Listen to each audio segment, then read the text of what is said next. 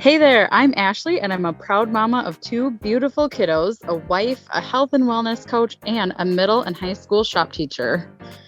Hi, I'm Roberta, mama, wife, educator. I am an entrepreneur and homeschool mom navigating the work, family, social life balance. Together, we will discuss various topics near and dear to our hearts, like routines, health, habits, self-care, and so much more. We think that living a healthy lifestyle is for every member in the family, from young children to adults. Everyone in the household will benefit from the Teacher Mamas podcast. If you're ready to learn some helpful tips for the whole family, let's do this thing.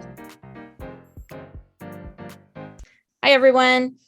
Roberta here today to focus on evening routines for our young kids. Ashley's here too to give her input as a mom of young kids as well. Just a disclaimer before we get started. I have a lot of routine ideas and options that you're going to hear about in today's episode.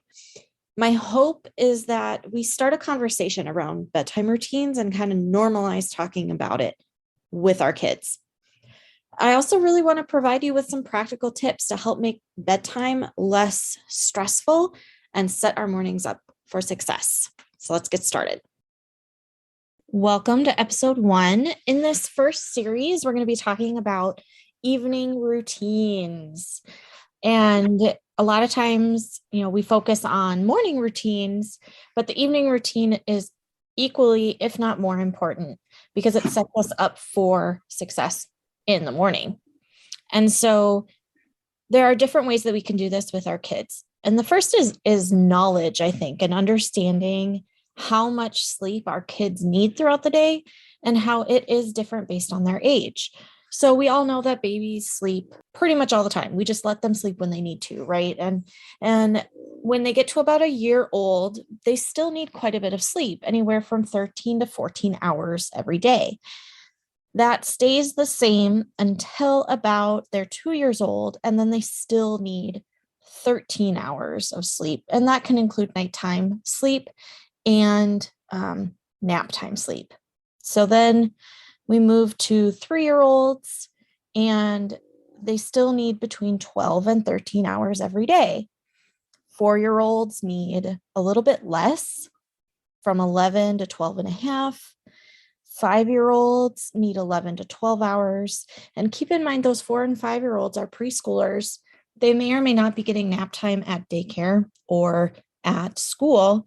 So that 11 to 12 hours might have to be at night. And then 6 to 12-year-olds, they still need anywhere between 9 and 12 hours every day. And of course, there's some ebb and flow, and there's some differences needed, and you'll notice the triggers of when your kid is tired, but just knowing how many hours of sleep they need is so important. And I think it's something that impacted our family life drastically. And I had a Post-it note on our daughter's bedroom door, like reminding us how much sleep she needs. Because I think as a new parent, it constantly surprised me at how much sleep she really did need. Because think about it, 12 hours is half of the day. So I just kind of made that visual reminder for us. And that was helpful. A really good idea. Hey, pop it in. You guys probably didn't even know I was here, right? So that is a really good idea because, like you said, sometimes you're like, why are you crabby right now? And Exactly. you have no idea. You're like, you've been fed, you've been watered. Like, yeah. Oh, right. You probably needed a little bit more sleep. And that's one thing that we don't 100% think about all the time. So I really like that idea of, if you're not understanding, putting a Post-it note up. That's a good idea. Yeah, I like that. It helped a lot because we did have some sleep issues, which is why I'm really passionate about it now, because we had a lot of problems in the first couple years, actually, of our first kiddo's life with sleep. And we'll get into that in a little bit with routine. But what I do want to mention quick too is I think talking about sleep with our kids and making it not a punishment, but instead explaining it in terms that they understand, especially the older they get, like even starting at 2 years old. My husband and I talk to our kids like sleep is what charges their brains and their bodies, just like the tablet needs to be charged and plugged in. So when our batteries are running low, we're crabby, we're having a hard time regulating our emotions, we're fighting more with our siblings, we're acting out more with mom, we're having a hard time managing our actions and that impulsivity. And of course, we talk about that in child friendly terms, but just explaining to them, like when we put you into bed or your crib, we kind of make it a fun thing, like, oh, we're plugging you in because your brain and your body need to charge. Like Colton right now, our little guy, is so off schedule because it's summertime, and I have to keep reminding him because we love the Avengers in our household and he loves the Hulk, and we always tell him, Colton, you're turning into the crabby Hulk monster right now, and we need you to not be the crabby Hulk monster. So really putting it into terms that they understand, like you said. Absolutely. Absolutely. So, like I had mentioned, our sleep schedule and our evening routine was not always the best. Part of that had to do with being first time parents. Part of that had to do with, for a while, my husband was working the night shift. And so when Izzy, our oldest, was really, really little, our schedule just kind of shifted, um, which I don't recommend. Like that really messed up her schedule for years, and it took a long time for us to get back into a good routine. Really, we were struggling with sleep, okay, like hardcore with Isabel, struggling to get her to fall asleep on her own, struggling to self-soothe to go back to sleep when she would wake up in the middle of the night. Nap time was a terror. And so I really started looking for help and talking to other parents. And through all of that, found an amazing book called The No Cry Sleep Solution, which I'll link in the show notes because it has literally been a lifesaver for our family. And so through these discussions and through reading this book cover to cover, multiple times, in fact, I kind of learned some different things to help us. And so I'm going to just talk about a couple of the things that we've started implementing years ago that have really helped with both of our kids. One of the things is eating supper 2 hours before bed. And of course, this isn't an exact science, but they talked about how the digestive system works and how we get energy from our food. So typically, you want to have a gap between mealtime and bedtime. Also, as we know, having calming activities right before bed and nothing that's really going to heighten our kids.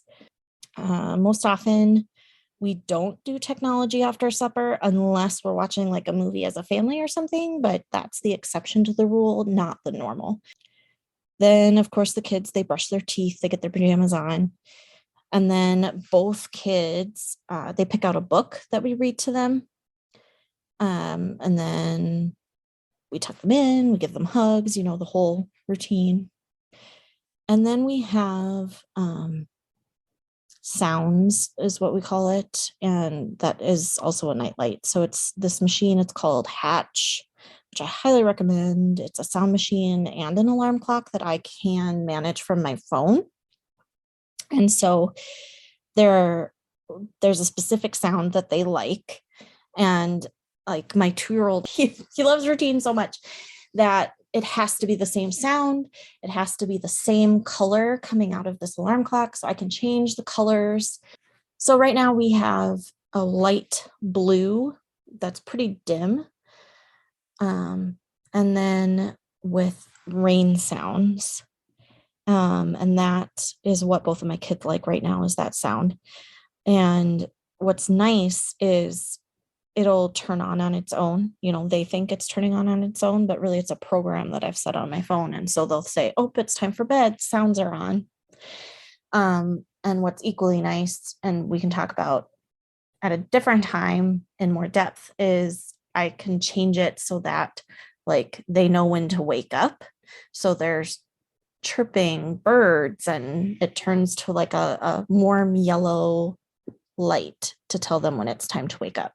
But anyway, so at nighttime, though, we use it for sounds and a dim blue light.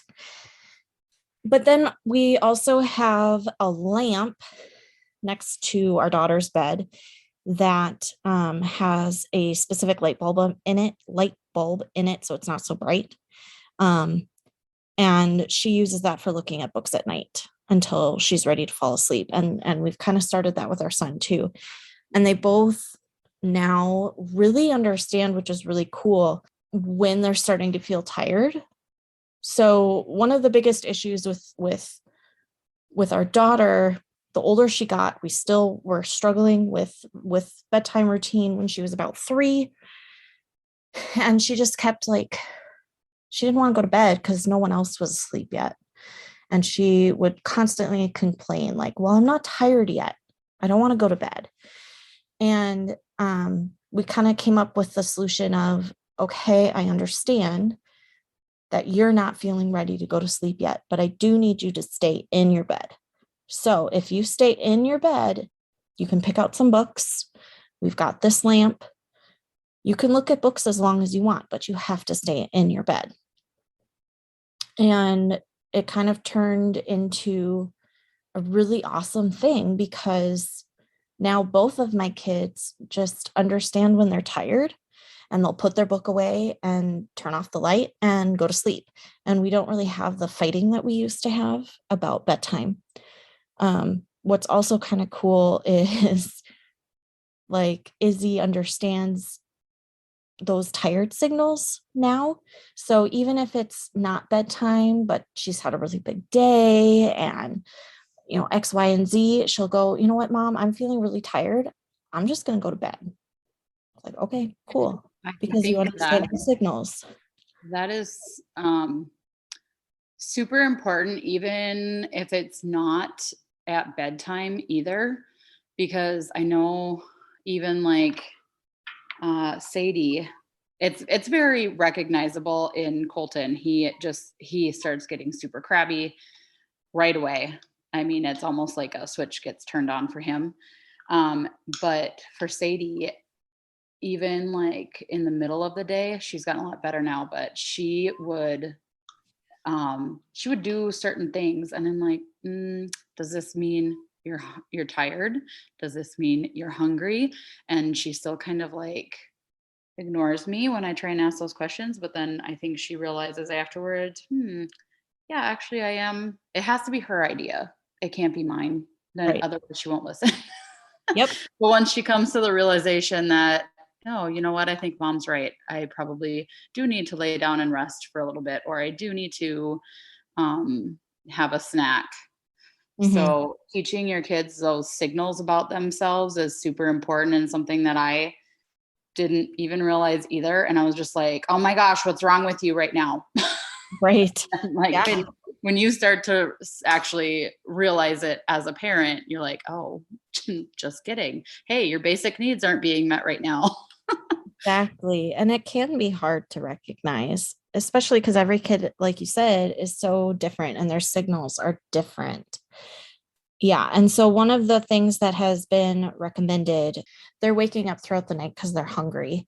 And so, or they're waking up too early in the morning because they're hungry.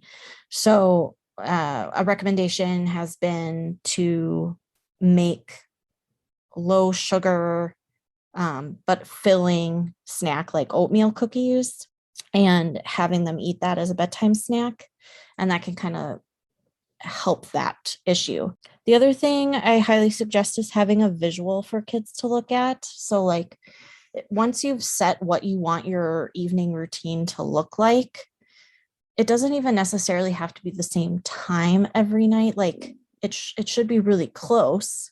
Whatever your routine is going to look like, having a visual, especially for little kids that have words and pictures, somewhere that they can see it is going to be really helpful and ideal because they're going to know what's coming next. They're not going to be surprised.